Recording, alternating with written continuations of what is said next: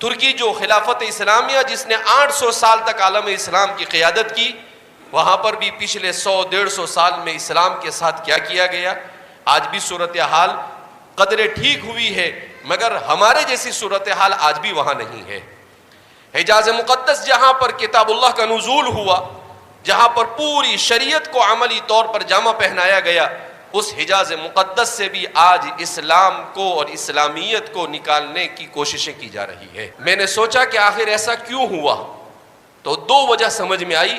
ایک وجہ تو یہ سمجھ میں آئی کہ اللہ رب العزت دنیا کو یہ بتانا چاہتا تھا کہ میں اگر اپنے دین کی حفاظت پر آؤں، مجھے حکومت کی ضرورت نہیں، مجھے دولت کی ضرورت نہیں، مجھے کثرت کی ضرورت نہیں، میں اپنے دین کی حفاظت ہندوستان کے کمزور مسلمانوں سے 80% غیروں کے درمیان رہ کر بھی کر سکتا ہوں.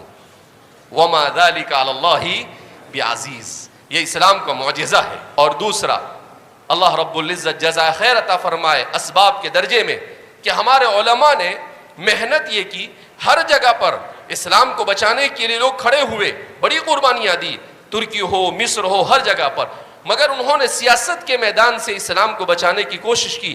ہمارے علماء نے زندگی کے ہر طبقے کے ہر قسم کے لوگوں میں دین کو زندہ رکھنے کی فکریں اور کوششیں کی.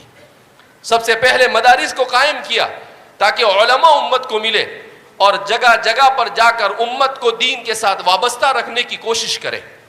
اور دوسرے نمبر پر مکاتب کا جال بچھایا تاکہ ہمارے چھوٹے بچوں میں دین زندہ رہ سکے. اس کے بعد دعوت و تبلیغ کا اللہ رب العزت نے نظام جاری کیا، جس نے بڑوں میں دین کو زندہ رکھنے کا اہم ترین فریضہ انجام دیا.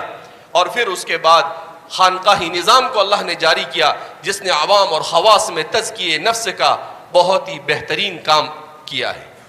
تو ان چاروں تحریکوں نے مل کر اس ملک میں اسلامیت کو بچانے میں جو رول ادا کیا ہے، اس کی نظیر آپ ہماری اس دنیا کی آخری 400 سالہ تاریخ میں کہیں پر نہیں پا سکتے ہیں.